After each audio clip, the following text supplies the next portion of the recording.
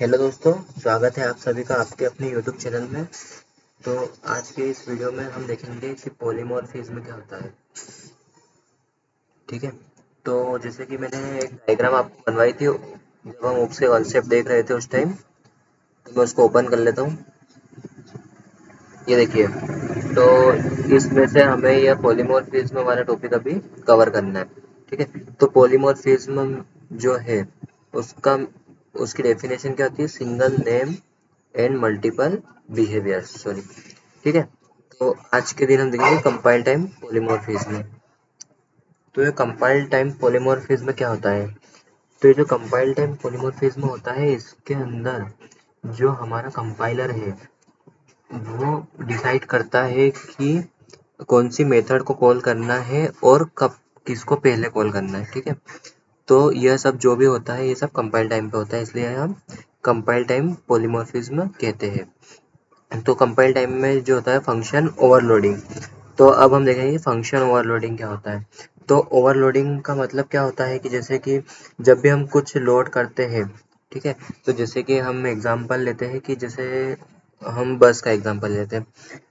बस में जैसे कि जितनी सवारी बैठना चाहिए उतनी बैठती है, और उसके अलावा भी अगर हम भरते हैं सवारियों को तो उसे हम कहते हैं कि ओवरलोड हो गई गाड़ी। तो उस तरीके से इसको ओवरलोड कहते हैं। तो अब हम इसको एग्जांपल के थ्रू समझेंगे। ठीक है। तो हम इसकी कोडिंग स्टार्ट करते हैं। तो एक बार आप देख लीजिए, इसकी डेफिनेशन ऐसी होगी: function overloading is a compile time polymorphism where polymorphism considered as single name and multiple behaviours. ठीक है। तो अब हम चलो इसका कोड करते हैं डोंट से। तो मैं अपने फोल्डर में जाता हूँ, कोई सी भी फाइल को मैं कॉपी कर लेता हूँ। ये इनकेप्सुलेशन वाली फाइल है, जो मैंने इनकेप्सुलेशन प्रीवियस वीडियो में बताया था आपको। इसको मैं नाम देता हूँ M overload. M overload means method overloading. ठीक है। आप मेथड ओवरलोडिंग या फंक्शन ओवरलोडिंग कुछ भी कह सकते हो, क्योंकि मेथड, फंक्शन और बिहेवियर एक ही होता है। जिस किसी ने प्रीवियस वीडियो नहीं देखे हो वो प्लीज़ जाकर देख लीजिए। मैंने उसमें एक एक कंसेप्ट बिल्कुल क्लियरली एक्सप्लेन किए हैं, तो आप उसे जाकर देख सकते हैं। ठीक है। तो अब देखिए, ये हमारा ओल्ड कोड है इनकेप्सुलेशन का, जो मैंने प्रीवियस वीडियो में एक्सप्लेन किया था। ठीक है। तो इसकी हमें ज़रूरत नहीं है, हटा देता हूँ। पूरे नए सिरे से मैं लिखना चालू करता हूँ। ठीक है। तो पहले तो मैं आपको मेथड ओवरलोडिंग की सिंपल सी डेफिनेशन बता देता हूँ। ओवरलोडिंग, सॉरी इसको कमेंट में डालना पड़ेगा। ठीक है। तो मैं कमेंट क्लोज कर देता हूँ। तो मेथड ओवरलोडिंग, ठीक है। या मैं एक काम करता हूँ, इसको लिख देता हूँ मैं फंक्शन ओवरलोडिंग बिहेवियर्स ओवरलोडिंग। तो इनमें से देखिए, आपने अधिकतर ये मेथड ओवरलोडिंग और फंक्शन ओवरलोडिंग ही सुना होगा, क्योंकि ये बिहेवियर ओवरलोडिंग नहीं होता है कुछ। लेकिन जब फंक्शन को मेथड और बिहेवियर कह सकते हैं। ठीक है। तो ये क्या होता है, तो मैं इसकी सिंपल सी डेफिनेशन लिख देता हूँ। It is considered as single name with, sorry with नहीं, एंड मल्टीपल बिहेवियर्स। ठीक है। इसका मतलब क्या होता है कि जैसे, सॉरी, एक इन सेम क्लास, ये मेन है। देखिए, जब भी हम कोई एक क्लास लिखते हैं उसके अंदर हम एक ही नाम के दो तीन फंक्शन क्रिएट करते हैं। Function means methods, methods create करते हैं, डिफाइन करते हैं मीन्स। और तो उसमें अगर डिफरेंट डिफरेंट टाइप्स के प्रोटोटाइप हुए तो ही उसे हम फंक्शन ओवरलोडिंग या मेथड ओवरलोडिंग कहेंगे। ठीक है। तो अब देखिए, ये तो हमारी उसकी पॉलीमॉर्फिज्म की डेफिनेशन थी। ठीक है। तो चलो मैं एक काम करता हूँ, इसको ना पॉलीमॉर्फिज्म में डालता हूँ, नहीं तो आप लोग कंफ्यूज जाओगे। वैसे मैं बता चुका था प्रीवियस वीडियो में, लेकिन फिर भी एक बार इसकी पॉलीमॉर्फिज्म की भी डेफिनेशन हम ऊपर रहने देते हैं।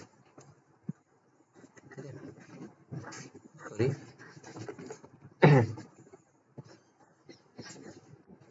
तो ये थी हमारी पॉलीमॉर्फिज्म। पॉलीमॉर्फिज्म, ठीक है। हमारी पॉलीमॉर्फिज्म की डेफिनेशन थी, और ये मेथड ओवरलोडिंग, ठीक है, ये भी इसके जैसी सेम है। इसका मीन्स होता है फंक्शन ओवरलोडिंग के अंदर हम एक क्लास के अंदर एक से ज़्यादा सेम नेम की फंक्शन डिफाइन कर सकते हैं विथ डिफरेंट प्रोटोटाइप। मीन्स जैसे कि मान लो हमने एक मेथड डिफाइन की जिसके अंदर मैंने एक इंटीजर लिया है प्रोटोटाइप में, ठीक है, और फिर उसके बाद में मैंने सेम नेम की एक और मेथड डिफाइन की जिसके अंदर मैंने दो इंटीजर लिए, ठीक है, आर्ग्यूमेंट एज आर्ग्यूमेंट। तो ये ओवरलोडेड मेथड हो गई, ठीक है। तो अब मैं इसकी एक काम करता हूँ, पहले आपको डेफिनेशन बता देता हूँ।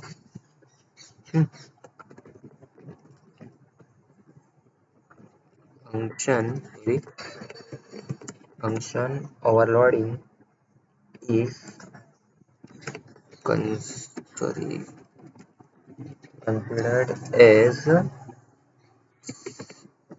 considered as same name with different prototype in same class, ठीक है।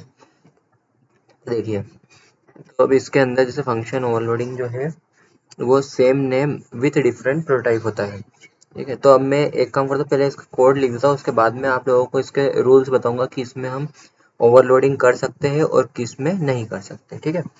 तो पहले मैं इसका कोड लिख देता हूँ। तो import java dot lang dot star, ये ऑप्शनल है, फिर भी आप लिखने की अच्छी आदत डाल लीजिए।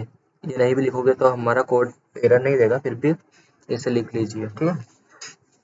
तो पहले मैं एक काम करता हूँ, हार्ड कोडेड ही बताया था वो आपको, क्योंकि मैंने यूज़र से इनपुट लेना तो प्रीवियस वीडियोस में बता दिया है, तो आप वो वीडियो देख लीजिएगा। क्लास एम ओवर लोड, ठीक है, method overload, public static string arg, ये सब इसका जो है टेम्पलेट, ये मैंने प्रीवियस वीडियो में एक्सप्लेन किया था, तो डिस्क्रिप्शन बॉक्स में जाकर आप लिंक देख सकते हैं, वहाँ से आप प्रीवियस वीडियोस जरूर देखिएगा, ठीक है। तो सबसे पहले अब देखिए, ओवरलोडिंग है, इसका मतलब इसमें इनहेरिटेंस होना चाहिए, मतलब एक और क्लास इसमें होनी चाहिए। तो मैं क्लास का नाम एक डेमो दे देता हूँ। तो इसके अंदर अभी ओवरलोडिंग है, तो इसमें हम कैरेक्टरिस्टिक्स नहीं भी लेंगे तो चलेगा, ठीक है। तो हम कैरेक्टरिस्टिक्स के बिना हम डायरेक्ट मेथड लेते हैं। पब्लिक इंट एडिशन, हम एडिशन ले लेते हैं सिंपल सा, इंट ए इंट बी, ठीक है। एडिशन के लिए हमें दो आर्गुमेंट तो चाहिए रहेंगे, इसलिए हमने ए और बी ले लिया, ठीक है। फिर हमने एक लोकल वेरिएबल लिया इंट एड करके, जिसको हमने इनिशियलाइज किया 0 से, ठीक है। फिर add equal to A plus B, return add, ठीक है। रिटर्न इसलिए क्योंकि हमने यहाँ पर इसकी रिटर्न वैल्यू इंट दी है, ठीक है, इंटीजर। तो इसको हम ऐसा कह सकते हैं, देखिए, addition is a method of type integer, है ना। Addition is a method of type integer which accept two arguments, first argument is integer and second argument is also integer and it returns integer, ठीक है। ये इसका हमारा reading statement था। तो ये हमने एक मेथड लिखी। अब इसको मैं एक काम करता हूँ, इसको कॉपी करता हूँ और यहाँ पर पेस्ट करता हूँ, एक और कर लेता हूँ, ठीक है। तो ये देखिए सेम नेम, अब इसमें हम इंट सी कर देते हैं और इसमें हम int c integer d, a plus b plus c, और इधर a plus b plus c plus d. तो देखिए, ये एडिशन नाम के हमारे पास 3 मेथड है, ठीक है। तो अब इसमें एम्बिग्युइटी के चांसेस होने चाहिए थे, बट ये मेथड ओवरलोडिंग जो होता है हमारा, उसका यही एक बेनिफिट है कि हम इसमें एम्बिग्युइटी से बच जाते हैं, क्योंकि इसमें डिफरेंट टाइप के प्रोटोटाइप होते हैं। मीन्स इसमें 2 आर्ग्यूमेंट है, इसमें 3 आर्ग्यूमेंट है, इसमें 4 आर्ग्यूमेंट है, ऐसे आप अलग अलग आर्ग्यूमेंट दे सकते हैं, जिसकी वजह से ये वर्क करेगा। ठीक है, तो अब ये तो हमने ऊपर का एक टेम्पलेट तैयार कर लिया है डेमो नाम की क्लास। अब नीचे से हम इसे ऑब्जेक्ट क्रिएट करके कॉल करेंगे। ठीक है, तो demo D OBJ equal to new demo, ये हमने उसका एक ऑब्जेक्ट क्रिएट कर लिया है। ठीक है, अब देखिए, अब मैं एक काम करता हूँ, यहाँ से इसको कॉल करता हूँ डी ओबीजे डॉट एडिशन। अब मैंने 3 वाले को कॉल किया, 10 20 30। ठीक है, ये हमने वैल्यू दे दी हार्ड कोडेड। अब आप लोग सोचिए कि जब मैंने एडिशन नाम के फंक्शन को कॉल किया है और उसमें 3 आर्ग्यूमेंट दिए हैं, तो इनमें से कौन सी मेथड कॉल होगी और क्या आंसर आएगा। ठीक है, आप देख लीजिए एक बार अच्छे से, मैंने 3 आर्ग्यूमेंट दिए। ठीक है, तो हमारी ये वाली मेथड कॉल होगी। ठीक है, ये वाली, क्योंकि इसमें 3 आर्ग्यूमेंट है। तो इसको कंपाइल टाइम इसलिए कहते हैं कि जो जैसे ही हम ऑब्जेक्ट के थ्रू मेथड को कॉल करेंगे, तो वो पहले चेक करेगा कि इसमें आर्ग्यूमेंट क्या पास की है। तो जिसे हमारे कंपाइलर को मिला कि इसमें 3 आर्ग्यूमेंट पास किए हैं और ये डी ओबीजे जो ऑब्जेक्ट है वो डेमो क्लास का है। तो ये सबसे पहले डेमो क्लास में जाएगा और डेमो क्लास में एडिशन मेथड को सर्च करेगा। तो एडिशन मेथड को सर्च करने पे वो देखेगा कि कौन सी मेथड के अंदर वो 3 आर्ग्यूमेंट एक्सेप्ट कर रहा है इंटीजर टाइप के। तो उसे जैसे ही ये वाली मेथड दिखेगी, तो वो इसके अंदर एंटर होगा और अंदर के ऑपरेशन स्टार्ट कर देगा। तो जैसे ही अंदर आएगा, उसमें उसको एक लोकल वेरिएबल दिखेगा ऐड नाम का, जिसको 0 से इनिशियलाइज किया है। फिर ऐड के अंदर हमने जो आर्ग्यूमेंट पास किए हैं उनका एडिशन करके ऐड के अंदर हमें स्टोर करना है और हमें उस ऐड को रिटर्न करना है। तो जब ये ऐड रिटर्न होगा, तो ये रिटर्न होके इस हमारे डी ओबीजे एडिशन के अंदर वैल्यू देगा। ठीक है, तो अब जब ये इसके अंदर वैल्यू देगा, तो इस वैल्यू को स्टोर करने के लिए कुछ तो चाहिए, तो इसके लिए हम एक इंट आई रिटर्न, ठीक है, तो ये लेंगे, तो ये जो वैल्यू आएगी एडिशन, वो आई रिटर्न के अंदर स्टोर हो जाएगी। फिर जैसे ही वो आई रिटर्न के अंदर स्टोर होगी, तो हमें उसे प्रिंट करना होगा, क्योंकि हमें देखना भी तो है कि सही आ रहा है या नहीं। तो इंट एडिशन आई रेट। ठीक है, अब ये हो गया हमारा पूरा कोड कंप्लीट। अब इसको रन करके देखते हैं। तो हम पहले वो कमांड प्रॉम्प्ट ओपन करेंगे। ये हमने कमांड प्रॉम्प्ट ओपन किया है। इसके अंदर पहले मैं फोल्डर तक चले जाता हूँ, C D desktop, C D, ये सब मैंने आप लोगों को प्रीवियस वीडियो में सब सिखा दिया है कि कैसे क्या क्या करना है। ठीक है, अब हम इस कोड को कंपाइल करेंगे। कंपाइल मैंने आपको टूल चेन में पूरा एक्सप्लेन किया था, तो टूल चेन की भी मैं लिंक दे दूँगा नीचे, वहाँ पर जाकर आप देख सकते हैं। ये हो गया हमारा कंपाइल। अब इसको हम रन करेंगे। तो अब देखिए एक्सपेक्टेड आउटपुट हमारा क्या होना चाहिए कि जैसे हमने 3 आर्ग्यूमेंट दिए, तो 10 20 30, तो 30 और 20 50 और 10 60, तो हमारा 60 इसका आंसर होना चाहिए। देखते हैं, सॉरी,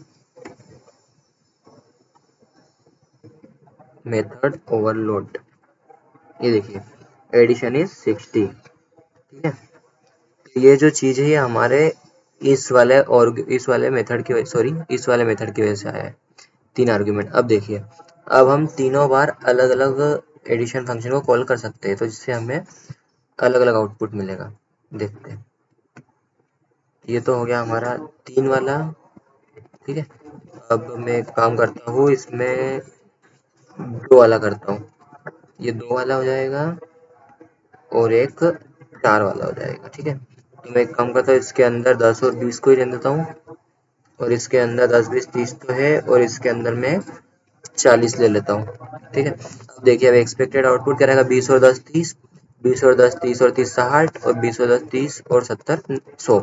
ठीक है, अब इसमें ये रेट क्यों बता रहा है, क्योंकि हमने आई रेट को एक बार इनिशियलाइज मतलब इंटीजर से बता दिया था कि ये आई रेट है, तो इसलिए इसे एक ही बार बताना पड़ता है। ठीक है, नहीं तो ये एरर देता। अब हम इसे फिर से वो करेंगे कंपाइल। कंपाइल हुआ, स्क्रीन क्लियर। हम इसको रन करते हैं, ये देखिए 30 60 100, ये 30 और ये 60 और ये 100। ठीक है, तो ये देखिए इसमें कोई एम्बिग्यूटी नहीं हुई है, क्योंकि इसमें अलग अलग पैरामीटर्स थे जो कि हमने एज आर्गुमेंट सेंड किए थे। ठीक है, तो इससे ये हमारा मेथड ओवरलोडिंग तो हो गया है। अब मैं इसमें एक और आपको चीज़ बताता हूँ, जैसे कि हम जैसे कोई रॉन्ग आउटपुट दे देता है। ठीक है, तो रॉन्ग आउटपुट मीन्स कैसे, जैसे कि हमें 2 आर्ग्यूमेंट लेने, 3 आर्ग्यूमेंट लेने, 4 लेने, अगर हम गलती से हम एक ही आर्ग्यूमेंट दे तो देखिएगा ये देयर इज नो मेथड ऐसा कुछ शो करेगा कि हमारे पास ऐसा कुछ नहीं है। ठीक है, देख लेते हैं क्या बताता है ये हमने इसे कंपाइल किया, ये देखिए no suitable method found for addition int, मतलब एडिशन जो है वो केवल एक ही आर्ग्यूमेंट को ले रहा है, इस ऐसी कोई हमने मेथड नहीं लिखी ऊपर। देखिए ये 2 ले रहा है, 3 ले रहा है, 4 ले रहा है, लेकिन हम एक ही पास कर रहे हैं तो ये हमें मना कर देगा, मीन्स एरर दे देगा। ठीक है, तो हम पॉजिटिव तो करते ही साथ में हमें नेगेटिव भी करके देखना चाहिए, जिससे हमें पता चले कि कैसे क्या ये वर्क होगा। जब तक हम इसमें एरर नहीं ला के देखेंगे तब तक हमें पता नहीं चलेगा कि हमारा कोड बिल्कुल सही है या नहीं है। ठीक है, तो अब मैं इसका कुछ, मैंने जैसे आपको कहा था कि मैं इसके कुछ रूल्स बताऊंगा आपको कि हम किन किन सिचुएशन में मेथड ओवरलोडिंग यूज कर सकते हैं और किन किन में नहीं कर सकते। तो उनमें से जो मेनली होती है वो मैं आप लोगों को बता देता हूँ कि जो मेनली रहती है वो कौन कौन सी होती है। ठीक है, तो मैं एक काम करता हूँ, इसमें रूल्स लिख देता हूँ। ठीक है, तो इसमें मैं रूल्स बता देता हूँ, RULES रूल्स। ठीक है, तो जो हमारा जो फर्स्ट होता है, सॉरी, जो हमारा फर्स्ट होता है वो होता है कि जैसे कि होता है हम जो फंक्शन है उसके चेंजिंग नंबर ऑफ आर्गुमेंट जो हमने किया है by changing number of arguments. ठीक है, तो by changing number of arguments means कैसा, वॉइड एड इंट इंट। ठीक है, ये एक प्रोटोटाइप हो गया, void add int int int. ठीक है, by changing number of arguments. Okay, अब दूसरा दूसरा देखते हैं हम।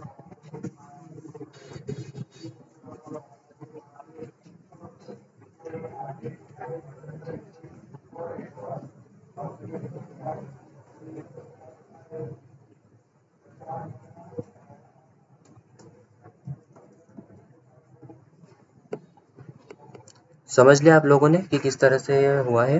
ठीक है, अब सेकंड वाला देखते हैं हम कि सेकंड वाला क्या होता है। तो जैसे कि हम इसके जो आर्गुमेंट होते हैं उनमें चेंज करके भी हम ओवरलोड कर सकते हैं, और एक होता है हमारा by changing, sorry,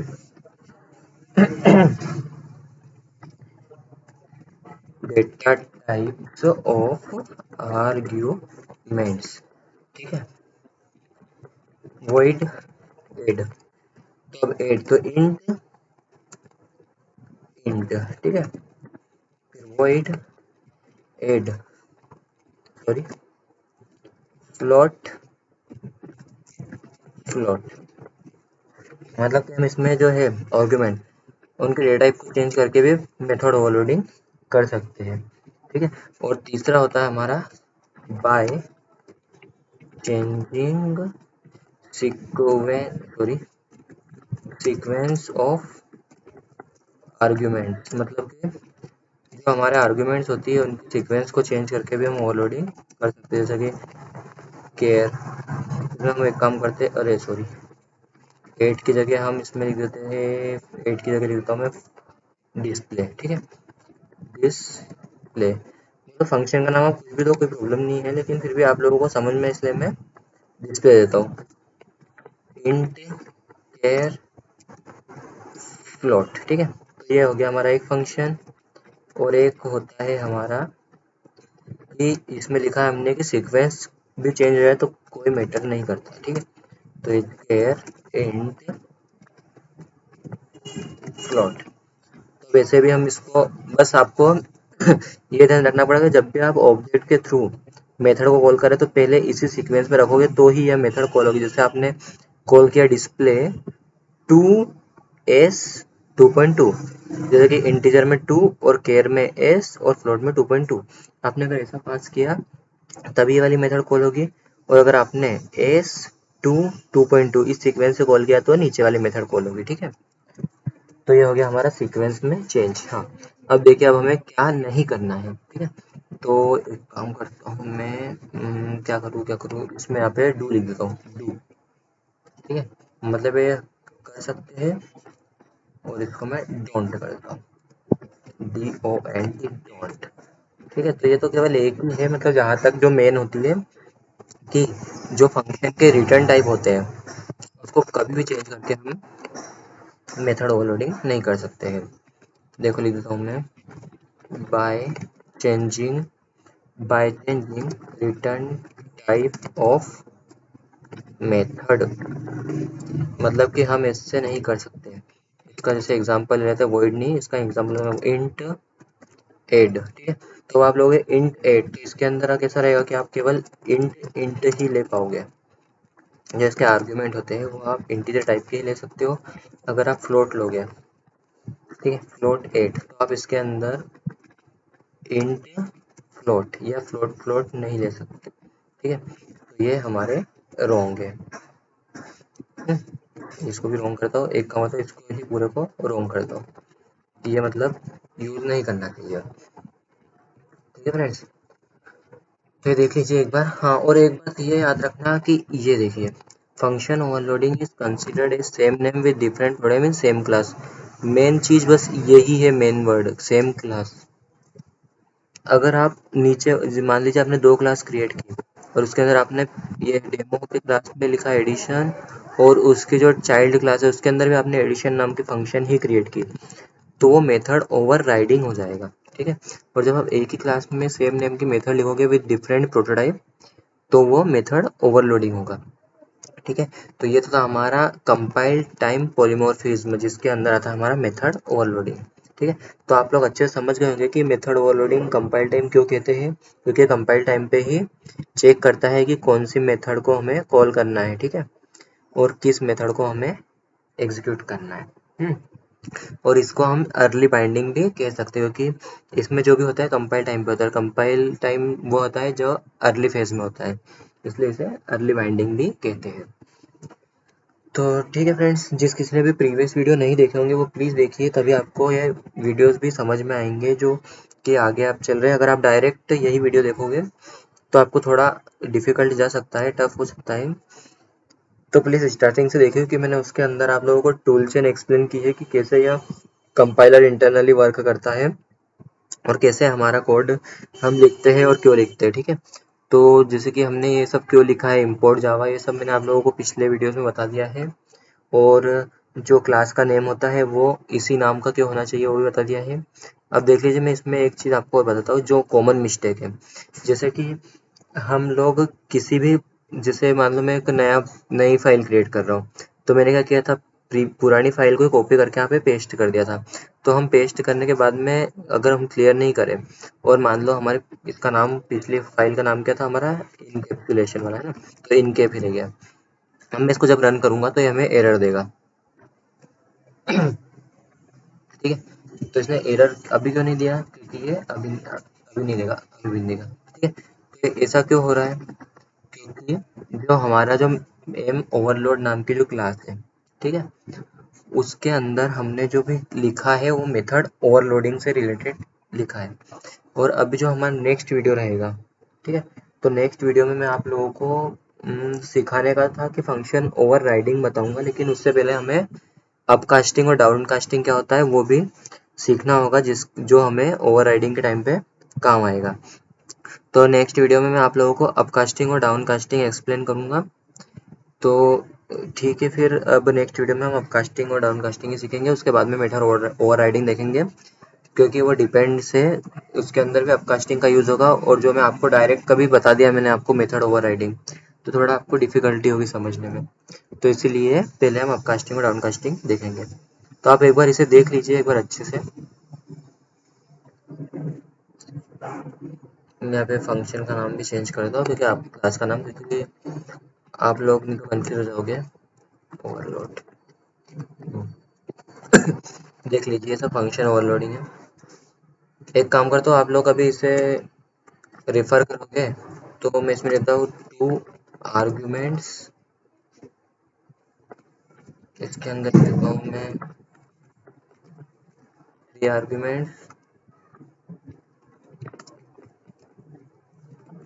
four argument.